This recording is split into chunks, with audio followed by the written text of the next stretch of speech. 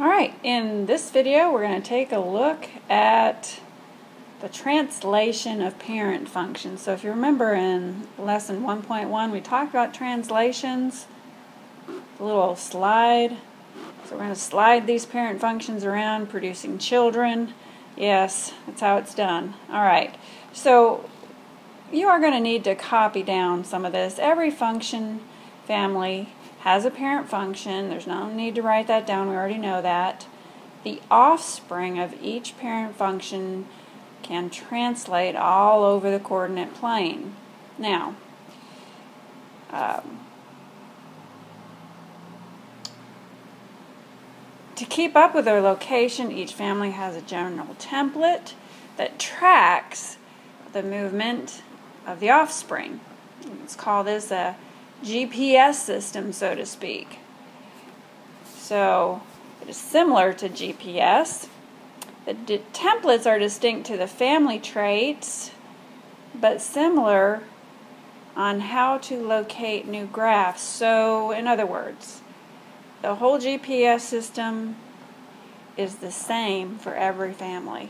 So you don't have to memorize new systems for every family. They're all the same. That is so cool. Takes a load off of you, that's for sure. Alright, so starting with a quadratic function. The general template, the parent function, is y equals x squared. The generic template for the children will look like this. Notice that I have two blanks. So let's take a look at the DNA of this. Notice that I still have the 2 so that it relates itself back to the parent. This is how we know it's quadratic, because it still has the 2. Now what we have here are parentheses and a blank inside of those parentheses, along with a minus sign. We cannot alter this template, so you cannot just randomly change that to a plus just because you feel like it. You can't. It is in cement, as well as this plus blank here. Now, this minus is going to create some issues, because if we put a positive number here, it's going to look negative. If we put a positive number here, it's still going to look positive. So because of this issue right here, in every family we'll have to deal with this. We'll take a look at how it affects our answers, so to speak, when you're asked, where is this graph moving? Alright, so the location of a graph can be determined by what numbers are in each blank. So that first blank is going to denote a horizontal translation. Notice that it's with x. X is the horizontal axis, so make that connection. These parentheses also serve as boundaries: left, right, east, west. Okay? So when you put a number in that blank, it's going to be, it has to be actually, a horizontal translation. When you put a number in this blank, it's going to be a vertical translation. Okay, so if it's not horizontal, then it is, ding, ding, ding, yes, you guessed it, vertical. Alright, so let's take a look at an example. Here's what the instructions would look like. Write an equation of a quadratic function that has been shifted to the right 5 units and up 3 units. Okay, so let's just start with our general template. And we're just going to put numbers in the blank. Well, if it's going to the right 5, that's horizontal. That would go with x. Right is positive, so the number we put in there is a positive 5. It's going up 3, so we're going to put a positive 3 there as well. Now, it looks like we put in a negative 5 because of that part of the template that we're not allowed to alter. But sure enough, it's going to the right 5. What you might want to start thinking is that the x value, the number, the horizontal value, the number associated with the x, always misbehaves. The y value face value. You put in because that's a plus, then this is always going to be face value. All right, let's take a look at another one. This time we're going to go left 5 and down 3. So left 5, the direction there would be -5, and down 3, that would be -3. Now because we are allowed in algebra to make a alteration here, this is the only time you can alter the template, because a negative minus negative is always, or is equivalent to a plus. And in like manner, that plus negative that was over here can be altered to a minus.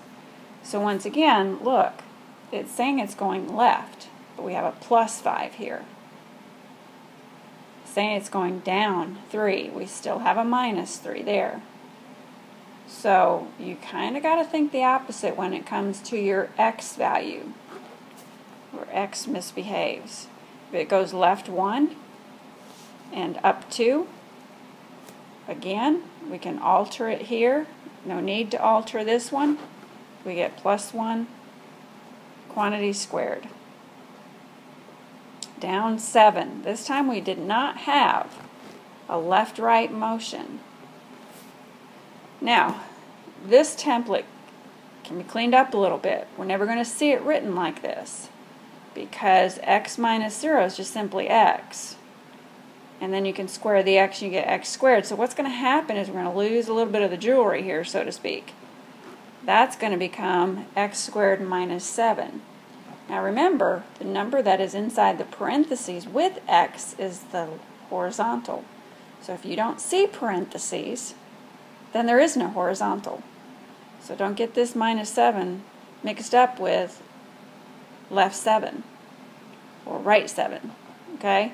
That's not it. There's no parentheses. So it means that there was no left-right motion. All right. The horizontal shift is always inside parentheses with the x.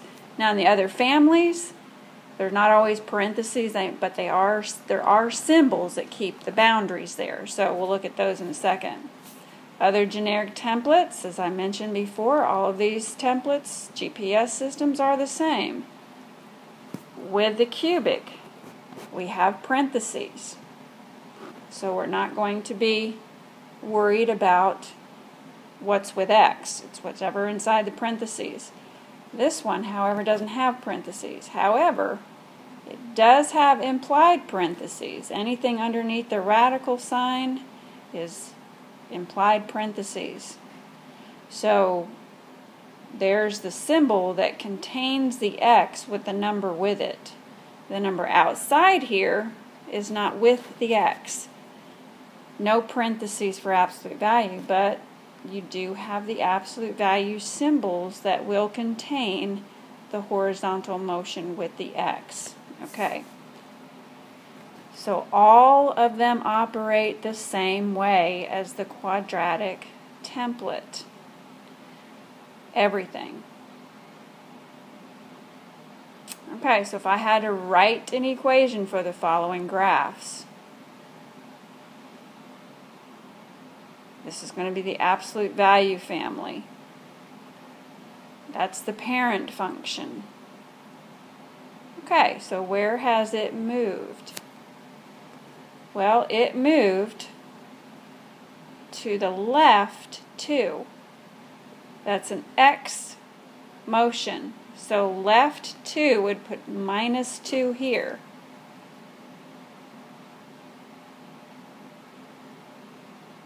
And it did not move up or down. Now you can alter this. You don't have to leave that minus negative, and you probably won't see it written like that either. So there is the answer to that. Write an equation for this. Well, first of all, let's recognize the family. It's the quadratic family. So the template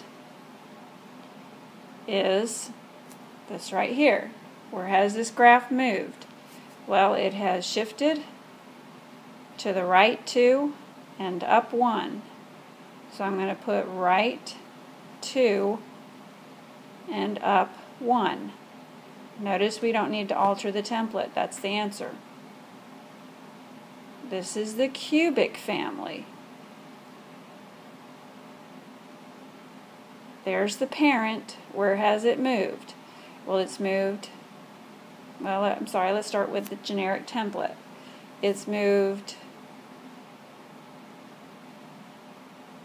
3 units left, 2 units up.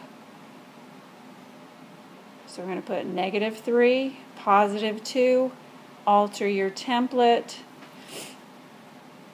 and there it is. Now the cubic family is kind of hard sometimes. I see this lining up of stars right here, so to speak. There's always this 3 consecutive points right here, and then it makes a little sharp turn. It's different than a line in that respect. So you kind of try to find that 3 consecutive points. The one in the middle is the one that corresponds with this one right here, the origin. So that's kind of how I counted that off. Alright, let's take a look at this one. This is the square root family. There's the parent. Again, you want to locate the origin point and see where it traveled. Looks like it went to the left 4 and down 2. Left 4, down 2. Here is the generic template. Put your left 4, down 2 inside those 2 blanks. Left 4, down 2. Alter your template. And there's your answer.